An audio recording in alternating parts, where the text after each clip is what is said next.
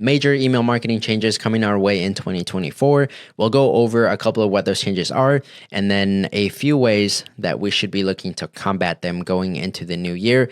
I think a lot of us, and this is a very common thing in the email marketing space, but I just think back to iOS 15. Once we got the news that Apple was doing the thing with their data tracking and privacy, we all kind of freaked out and thought it was going to ruin email marketing, right? And it wasn't until later on, once we actually got into it, that we saw that, hey, it does mess with, us being able to see who opened our emails. But at the end of the day, it's not ruining anybody, right? It might mess up some analytics a little bit for some people, but it's far from ruining email marketing for everybody, right? So I think this is going to be another one of those things. These will shake up some industries, especially the cold email industry, and more so people that have very big email lists. This will definitely affect them the most. Obviously, I would still recommend you protect yourself, even if you have a smaller email list. But we'll go over what these changes are and how we can combat them. And the point really I was trying to make is that if we are proactive about our approach into these changes and really making sure that we still inbox and where our emails are placed in our subscribers' inbox, if we really put some effort into understanding what the changes are and how to combat them, we'll really be better off than we were before, because a lot of people are not going to be proactive in their approach. A lot of people are going to wait until these changes are affecting their business and they're hurting them until they look for an escape route, they look for someone to help, or they look to fix them. I think if we start this process, right now they released the updates. We're about 3 months out right now. We're in December. These changes aren't set to go into place until February of 2024. So we're about 3 months out. And if we start acting right now, we'll get ahead of this thing. I don't think it'll be such a huge deal for us, but here are just some of the things that I foresee being good practices and what these platforms really want us to do. So the first step, I covered a lot of these yesterday on my video. You can go back and watch it if you want more in-depth explanations. But the first thing is that they want to see that your domain is authenticated. So your DKIM, SPF, DMARC records are verified on your domain. If you have no idea what I'm talking about, I'll link an article in the show description or the description of this video if you're watching the video version, how you can actually authenticate your sending domain. That way Gmail and Yahoo know that you're a real sender, you're a real person, you're a real business. The other thing is a one-click unsubscribe.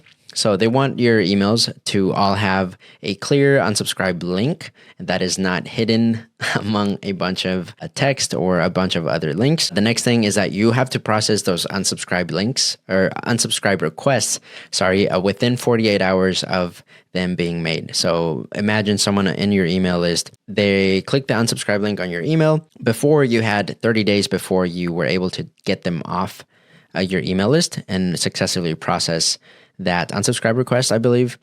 Now it's 48 hours, okay? And I think this is a good thing for everybody, because if I click an unsubscribe link from I don't know, someone's email, right? And then the next day I see an email from them again, I'm definitely reporting that as spam, right? Because I already said I'm not interested in receiving these emails. A lot of consumers don't know they have 30 days, that the company has 30 days, right? But that's not going to stop them from marking that email as spam, because they already indicated they don't want any part of being on that email list. So I think this is overall a good thing. The faster that you can get people off your email list if they unsubscribe, the better. The next thing is the 0.03% spam rate threshold. So Gmail is really going to look at your emails having, every blast email that you send should have no more than 0.03 spam rate complaint rate. Spam complaint rate. I don't know if I said that right, but just imagine if you send 1,000 emails at once, no more than 3 of those emails should be reported back as spam. Now that's pretty tough, especially if you're doing any sort of cold emails or you have a pretty big list. Obviously, the bigger your email list gets, the harder it's going to get to hit these, to stay below these spam rates. Me personally, and for my clients, we're not seeing really high spam rates at all, maybe 0.01%. So we would have to be changing something up in our strategy massively to see 0.03. But I have seen, even before I start working with clients, their spam rate is a little higher. And I know for cold emails, you're looking at sometimes way higher than that, sometimes in the 3% or something. So it's definitely something that you'd want to look at depending on your industry. If you know that you're already struggling with your spam complaints already, and these changes haven't been even implemented right now as of December 2023.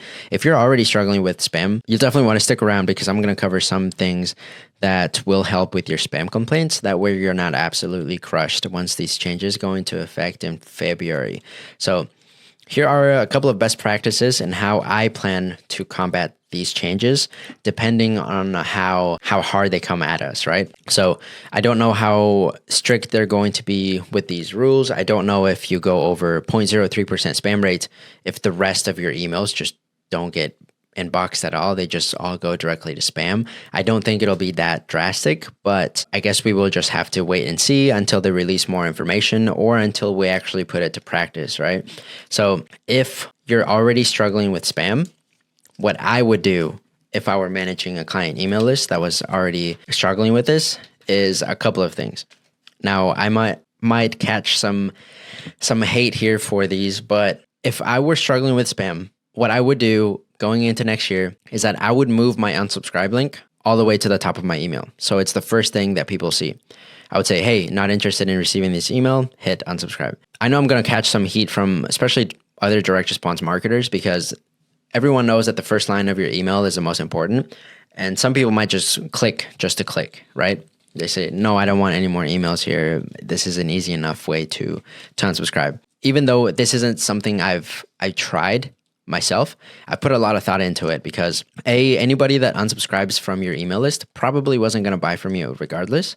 So that's one aspect or one way to look at it, right? And then two, you have to look at the economics of your email list. Every email subscriber that you have, in most cases, is costing you some money to keep them there per month. If you have someone that's not going to buy from you and all they're going to do is not read your emails and hurt your delivery, it really just doesn't make sense. In theory and financially, it doesn't make any sense at all to keep them in your email list.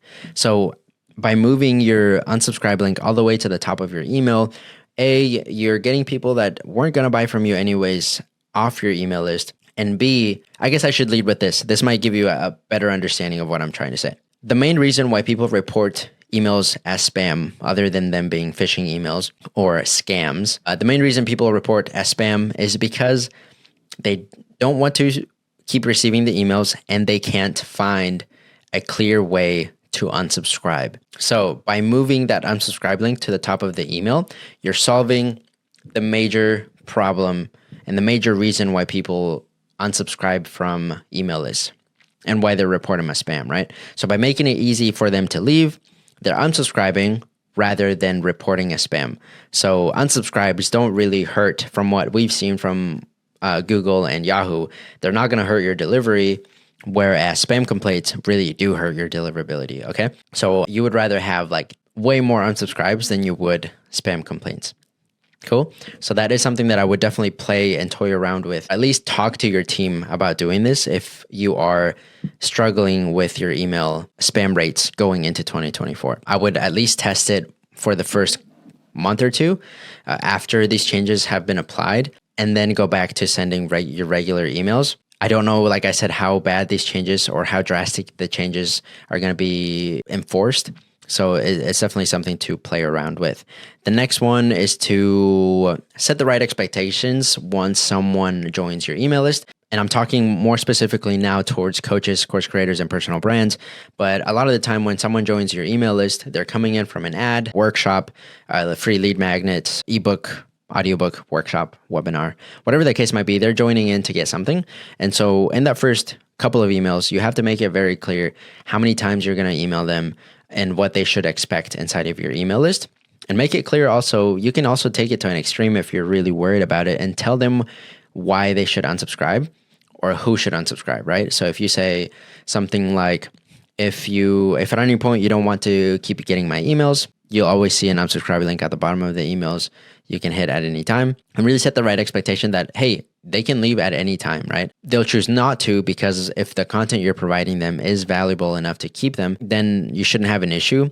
But letting them know right off the bat how they can leave is always a good practice to keep them from marking your emails as spam. So I would set the right expectations there. And then the only other thing that I could think of to try to limit those spam complaints is something that you see a lot in the direct response space, but it's trying out new or different sender names, from names, if you will.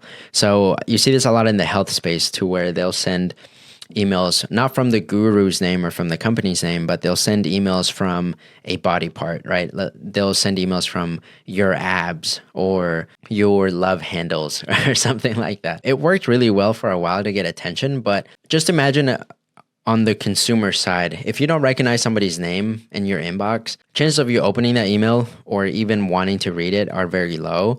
And especially if you have a weird from name, sometimes works, sometimes it doesn't.